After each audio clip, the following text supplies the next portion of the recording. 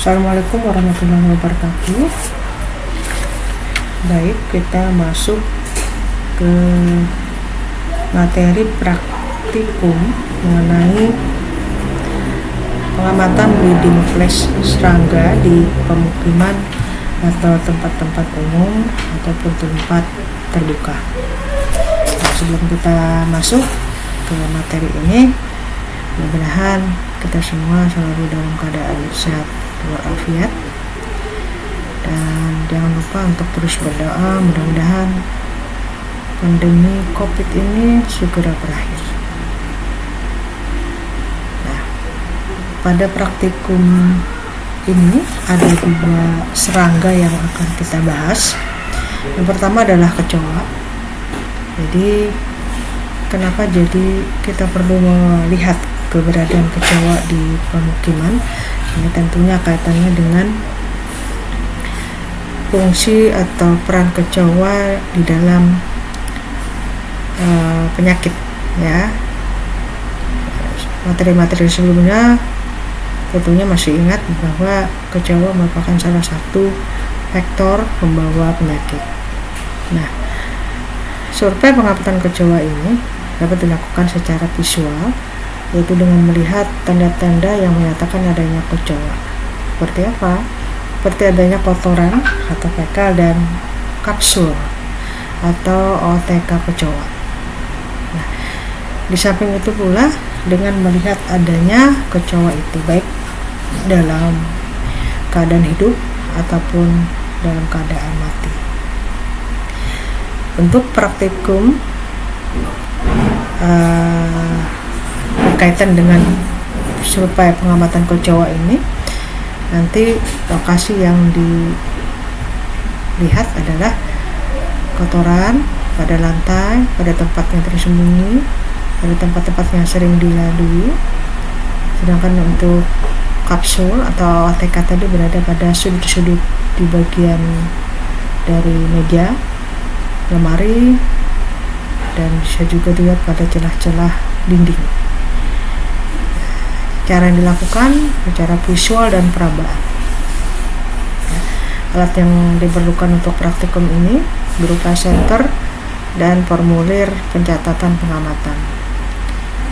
Untuk melihat kecoa ini, waktu yang dilakukan pada malam hari. Jadi silakan pilih nanti, bisa mulai pukul 6 ya sampai jam 8, ataupun pada tengah malam jam 23 sampai jam 1 dini hari, serta pukul 4 sampai pukul 6 pagi. Akan dipilih waktunya karena adalah waktu-waktu aktif di mana kecoa keluar atau beraktivitas. Nah, bagaimana analisis hasil pengamatan? Nanti di dalam form pengamatan disebutkan di sana apakah ditemukan tanda-tanda keberadaan kecoa, baik itu dari kotoran, OTK-nya maupun dari kecoa itu sendiri. Bila ditemukan tanda-tanda tersebut, maka segera dilakukan upaya pemberantasan. Upaya pemberantasan di sini bisa dengan melakukan pembersihan, ya. Bisa juga kalau ada semprotan untuk membunuh kecoa, segera dilakukan upaya pemberantasan. Nah, baik, itu tadi mengenai survei pengamatan breeding place untuk kecoa. Selanjutnya adalah kita melakukan pengukuran kepadatan lalat atau densitas lalat. Nah, apa tujuan pengukuran ini? Adalah untuk mengetahui yang pertama tingkat densitas lalat atau tingkat kepadatan lalat, dan yang kedua adalah untuk mengetahui sumber-sumber tempat berkembang biak atau breeding place-nya lalat. Bagaimana persiapan untuk pengukuran densitas lalat ini? Sangat sederhana. Pengukuran tingkat kepadatan lalat dengan menggunakan cara yang mudah, yaitu menggunakan pelai grill. Nah, apa itu pelai grill? Pelai grill adalah potongan kayu di mana alat ini dibuat dari bilah-bilah kayu dengan lebar 1 sampai 2 cm persegi, kemudian panjang kayu sepanjang 80 cm dengan jumlah 16 sampai 24 bilah. Nah, bilah-bilah tersebut nanti akan disusun sejajar dengan jarak antar bilah itu 1 sampai 2 cm pada kerangka kayu atau mal yang telah disiapkan. Disarankan untuk pemasangan sebaiknya menggunakan paku skrup sehingga dapat dibongkar pasang saat mau dipergunakan. Nah, ini ada beberapa contoh play grill. Sebenarnya yang membedakan itu hanya warna ya. Ada yang kuning, ada yang hijau, ada yang putih, ada merah, ada hitam. Nah, ada biru. Dalam rangka apa? Nah, ini banyak kakak-kakak tingkat yang mencari variasi perbedaan warna terhadap kesukaan lalat untuk hinggap di play grill ini. Dan penelitian terbaru sementara ini menyebutkan bahwa play grill berwarna kuning itu adalah play grill yang sangat disukai oleh lalat. Bagaimana dengan penentuan lokasi pengukuran? Sasaran atau lokasi yang akan diukur antara lain adalah pada pemukiman penduduk. Jadi nanti silahkan dipilih tempatnya untuk praktikum ya. Bisa pada pemukiman penduduk atau pada tempat-tempat umum seperti pasar, terminal, rumah makan atau restoran, hotel, dan tempat-tempat umum lainnya. Kemudian bisa juga dilakukan pada tempat pembuangan sampah akhir yang berdekatan dengan pemukiman. Nah, ini biasanya untuk penelitian pengukuran dilakukan dengan jarak dari tempat pembuangan sampah akhir itu antara 10 meter, kemudian berjarak lagi 20 meter, 50 meter, 100 meter, dan seterusnya. Nah, untuk waktu pengukuran populasi lalat hendaknya dilakukan setiap kali dilakukan pengendalian lalat. Ini protapnya seperti itu ya. Nah, di dalam kita praktikum, namanya juga praktikum, berarti ya kita belajar dulu lah. Nah, secara protap seperti itu. Kemudian peralatan yang digunakan berupa play grill, counter untuk menghitung lalat. Nah, kemudian kenapa jadi counter ini penting? Karena pada saat lalat itu hinggap di play grill, kemudian dia terbang, kemudian dia hinggap lagi, itu tetap dihitung walaupun lalat itu sama. Nah, sehingga counter ini memperkecil kesalahan kita dalam menghitung.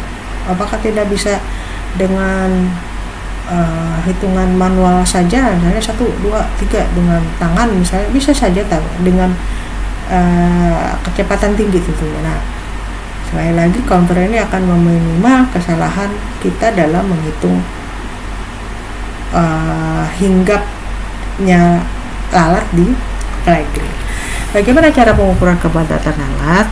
Nah, pada setiap lokasi yang telah ditentukan tadi ya, misalnya saya mau di dekat tempat pembuangan sampah aja deh, ada di pasar, silakan. Nah, jadi setiap lokasi dilakukan 10 kali perhitungan. Dalam 10 kali itu dalam waktu 30 detik. Nah, itu tadi gunanya stopwatch ya. Ini kurang 1. Jadi di peralatan nanti ditambahkan play grill, counter, stopwatch, dan tentunya alat tulis ya untuk mendokumentasikan jumlah lalat yang hinggap di play grill. Saya ulangi, untuk cara pengukurannya yaitu pada setiap lokasi dilakukan 10 kali perhitungan. Jadi 10 kali selama 30 detik. Kemudian setelah dapat data ini, 5 perhitungan tertinggi dibuat rata-ratanya. Nah, ini nanti yang masuk ke formulir pengukuran kepadatan lalat. Ini ada contoh formulir yang merekap 10, ini ada 9 ya, ada 9 tempat ya, ada 9 tempat dengan pengukuran 30 detik selama 10 kali. Jadi ada 9 tempat dengan jarak pengukuran antara pusat ke utara, utara ke timur laut ke timur, dan seterusnya sampai ke barat laut. Jaraknya antara 5 sampai 12 meter antar lokasi. Ya, saya ambil contoh untuk lokasi di pusat. Ya, pengukuran 30 detik pertama diperoleh lalat yang hinggap di play grill itu banyak 14. Kemudian pada pengukuran 30 detik kedua diperoleh 20, sampai ke pengukuran 30 detik ke 10 itu memperoleh nilai 12. Nah, ini kita ambil rata-rata yaitu dari 5 pengukuran yang tertinggi. Dari 10 pengukuran ini yang tertinggi adalah 14, 20, 12, 11, dan 12. Oke ya, sampai sini mudah-mudahan bisa memahami. Atau Ibu ambil satu contoh lagi ya. Contoh untuk lokasi pengukuran yang terakhir di barat laut dengan jarak pengukuran 5 sampai 12 meter dari jarak sebelumnya. Pada pengukuran 30 detik pertama diperoleh angka 3. Pada pengukuran 30 detik kedua diperoleh angka 2, dan seterusnya sampai pada pengukuran 30 detik ke 10 diperoleh angka 1. Nah, dari 10 kali ini diambil 5 tertinggi pengukuran. Jadi berapa? 3, 2, 3, dan 1. Ya. Enggak, kalau di rata-rata untuk pengukuran 5 pengukuran tertinggi pada lokasi barat laut sebesar 2,2. Nah, seperti itu ya. Angka-angka ini nanti akan diinterpretasikan pada setiap lokasi atau blok grill, yaitu bila angka antara 0 sampai 2, maka itu tidak menjadi masalah atau tingkat masalahnya rendah lah. Pada saat nilai pengukuran kita berada pada rank 3 sampai 5, maka itu perlu dilakukan pengamanan terhadap tempat-tempat berbiaknya lalat. Ya. Kemudian pada saat berada pada rank 6 sampai 20 itu dikategorikan populasi cukup padat atau tinggi. Sedangkan di atas 21 maka populasi padat perlu dilakukan pengamanan segera ya, karena ini kategorinya sudah sangat tinggi, artinya lalatnya udah banyak sekali. Nah, kembali ke slide sebelumnya, ini rata-rata kalau kita lihat ya, rata-rata untuk masing-masing, kita lihat di nomor 1 misalnya ya, untuk lokasi pengukuran 1 itu 13,8. Nah, kalau kita interpretasikan berdasarkan rank ini, maka 13,8 tadi masuk di rank populasi cukup padat atau tinggi atau padat, seperti itu. Nah, hasil rata-rata pengukuran pada formulir yang sudah kita bahas tadi secara keseluruhan sebesar 5,02, artinya sedang, berarti perlu dilakukan pengamanan terhadap tempat-tempat perkembangbiakan lalat. Jadi perlu adanya penataan kembali. Misalnya sampah harus dibuang 1 kali 24 jam. Jangan sampai sampah itu bertumpuk sampai berminggu-minggu. Nah, ini bisa mengundang lalat untuk berkembang biak di sana. Kemudian tindakan pemberantasan lalat itu lebih diarahkan kepada perbaikan lingkungan berupa pengurangan tempat-tempat potensial. Tadi saya telah singgung, misalnya untuk pengumpulan sampah jangan sampai bertumpuk terlalu lama ya. Jadi cepat diangkat ataupun cepat dilakukan ya, katakanlah upaya-upaya minimalisir sampah, bisa membuat kompos misalnya. Selanjutnya adalah pemberantasan dengan menggunakan racun serangga. Oke ya, sampai di sini untuk materi praktikum pengamatan breeding place serangga di pemukiman atau tempat-tempat umum lainnya. Jadi nanti di praktikum ini silahkan untuk mempelajari kembali materi ini. Kemudian untuk praktiknya ada 2 serangga nanti yang harus dipraktekkan. Yang pertama adalah kecoa dan yang kedua adalah lalat ya. Nah, semoga bisa memahami. Nah, untuk play grill sendiri sebenarnya mudah saja cara membikinnya. Kalau bisa dibikin ya untuk praktikum ini. Kalau bisa berkelompok ya membikinnya, atau kalau dekat dengan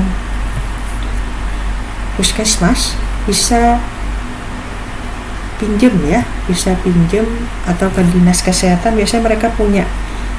Mudah-mudahan tidak terlalu ribet birokrasinya, tapi kalau kesulitan untuk meminjam bisa membikin ya, nggak terlalu susah membikinnya. Nah, untuk cat terserah ya, bisa yang tadi kuning ya, yang paling banyak untuk lalat yang hinggap, boleh silakan kalau mau memilih warna kuning, atau mau warna hijau juga boleh, atau saya mau hitam aja deh silahkan, atau saya mau warna lain, warna pink, silahkan aja ya. Selanjutnya alat itu digunakan untuk mengukur kepadatan lalat. Demikian, mudah-mudahan dapat dipahami. Terima kasih. Assalamualaikum warahmatullahi wabarakatuh.